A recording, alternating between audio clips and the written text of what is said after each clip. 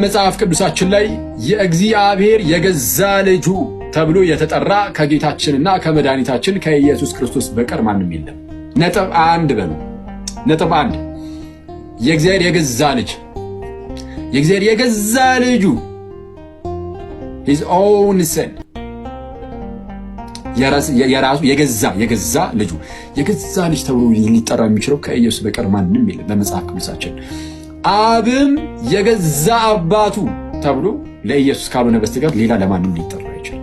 በመጽሐፍ ቅዱሳችን ላይ ኢየሱስ የእግዚአብሔር የገዛ ልጁ ተብሎ ተጠርቷል ብቻው፣ ሌላ አይጋራውም ይሄንን አገላለጽ። ምክንያቱም የገዛ የሚለው ቀጥታ ከእርሱ የተገኘ እንደሆነ ስለሚያሳይ የገዛ ነው የሚለው ማስረጃ ሮሜ ምዕራፍ 8 ቁጥር 32 ላይ ይላል፣ ለገዛ ልጁ ያራራለት ነገር ግን ስለ ሁላችን አሳልፎ የሰጠው እንዲያ ሁሉን ነገር ከእርሱ ጋር እንዴት አይሰጠንም ይላል። ለማን ያራራ? ለገዛ ልጁ ያራራለት። ሰው ለገዛ ልጁ ያራራለት ካለ ኦኬ፣ ሰው ኢየሱስ የገዛ ልጁ ኢየሱስ ምኑ ነው? የገዛ ልጁ ነው። የገዛ ልጁ ነው ማለት ቀጥታ ከእርሱ የሚገኝ ነው ማለት ነው። ልክ ለምሳሌ ያንተ የገዛ ልጅህ ከተባልክ ቀጥታ ካንተ የተወለደ ነው ማለት ነው። ሰው ኢየሱስ የአብ የገዛ ልጁ ተብሎ ተነግሮለታል። አብም ደግሞ ለኢየሱስ የገዛ አባቱ ተብሎ ተነግሮለታል። ብቻ ለኢየሱስ ብቻ። ዮሐንስ ወንጌል ምዕራፍ 5 ከቁጥር 17 ጀምሮ ጌታችን ኢየሱስ እንዲህ አለ፣ አባቴ እስከ ዛሬ ይሰራል እኔም ደግሞ እሰራለሁ አለ። የአገላለጽ በጣም ከባድ አገላለጽ ነው። እንዲህ የሚል አለ፣ አባቴ እስከ ዛሬ ይሰራል እኔም እሰራለሁ የሚል ማለት ነው። ማንም የለም ከማን በቀር የገዛ ልጁ ከሆነው ከጌታችን በስተቀር። እና እንደ ሰው አባቴ እስከ ዛሬ ይሰራል እኔም ደግሞ እሰራለሁ አለና ዝቅ አለና እዛው ቁጥር 18 ላይ ቀጣይ ቨርስ ማለት ነው። ቅዱስ ዮሐንስ እንደዚህ አለ፣ እንግዲህ ሰንበትን ስለሻረ ብቻ አይደለም ይልቁንም ራሱን ከእግዚአብሔር ጋር አስተካክሎ እግዚአብሔር የገዛ አባቴ ነው ስላለ አይሁድ ሊገሩት ይፈልጉ ነበር። እንደው ተቋረጠ መሰለኝ።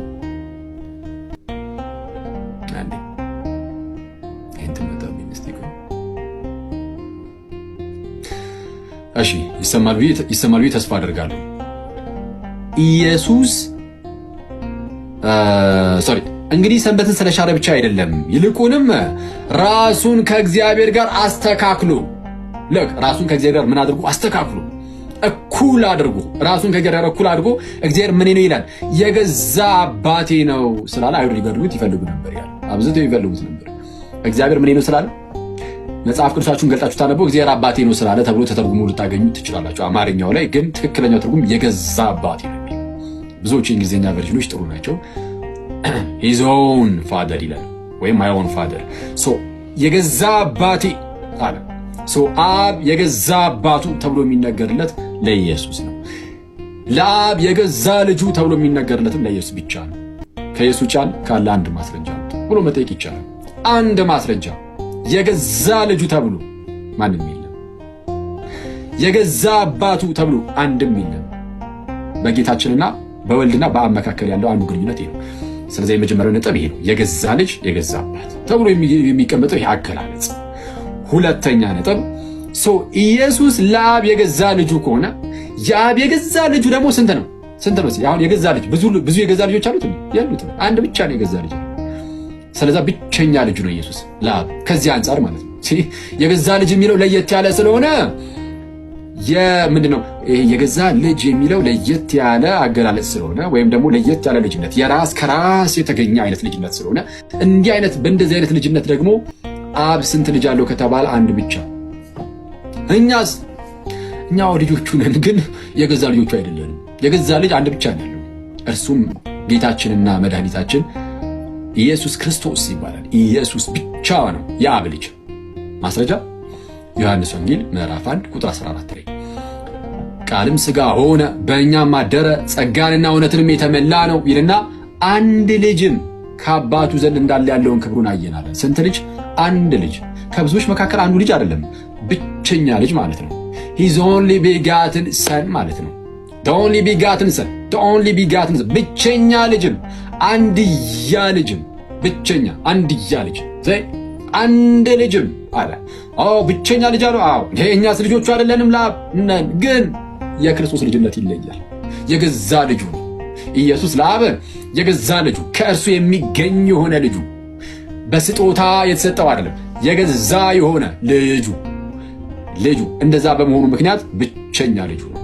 ተጨማሪ ማስረጃ ዮሐንስ ወንጌል ምዕራፍ 1 ቁጥር 18 ላይ ከቁጥር 17 ጀምሮ ሕግ በሙሴ ተሰጥቶ ነበረ፣ ጸጋና እውነት ግን በጌታ በኢየሱስ ሆነ ይልና መቼም ቢሆን እግዚአብሔርን ያየው አንድ እንኳ የለም፣ በአባቱ እቅፍ ያለ አንድ ልጁ እርሱ ግን ተረከው ይላል። በአባቱ እቅፍ ያለ አንድ ልጁ አንድ ልጁ ማለት ከብዙዎች መካከል አሁንም ደግሞ ያለው ከብዙዎች መካከል አንዱ ማለት አይደለም። ሂዝ ኦንሊ ቢጋትን ሰን ነው፣ ብቸኛ ልጁ አንድያ ልጁ እርሱ ተረከው።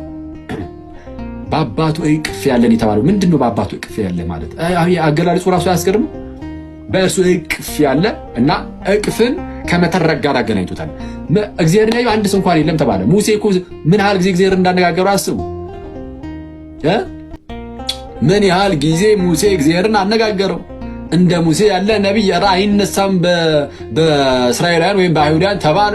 ግን ስለ ኢየሱስ እሱ ራሱ እንግዲህ የሙሴ ራሱ ጭንቅላታችን ውስጥ ይዘነው ግን ምን አለ? መቼም ቢሆን እግዚአብሔርን ያየው አንድ እንኳ የለም ከተባለ ሙሴ ራሱ ማለት ነው ጨምሮ። ጌታችን ግን በአባቱ እቅፍ ያለ ብቸኛ ልጅ ተባለና እርሱ ተረከው ተባለ። ማየት አይደለም ይተርከዋል። ጌታችን አብን ተረከው ተባለ። ለምን? የባህሪ ልጁ ነው፣ የገዛ ልጁ ነው። የገዛ ልጁ ነው። አንቻል ተንሰካሽ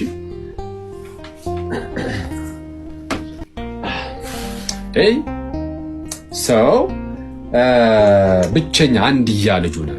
ተጨማሪ ማስረጃ ዮሐንስ ወንጌል ምዕራፍ 3 ቁጥር 16 ጌታችን እንደዚህ አለ።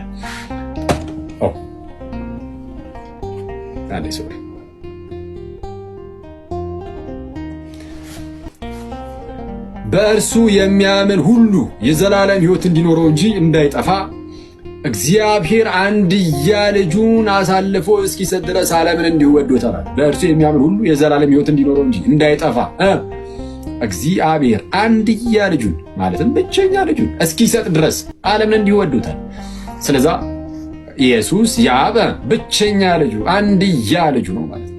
እዛ ወደ ዝቅራችሁ ቁጥር 18 ላይም በእርሱ የሚያምን የዘላለም ሕይወት አለው፣ በእርሱ የማያምን ግን በአንዱ በእግዚአብሔር ልጅ ስም ስላላመነ አሁን ተፈርዶበታል። በማን ስላላመነ? በአንዱ በእግዚአብሔር ልጅ። ስለዛ ኢየሱስ የአብ ብቸኛ ልጁ ከመሆኑ አንጻር እንደኛ ያለ አይነት ልጅነት እንዳልሆነ እናውቃለን።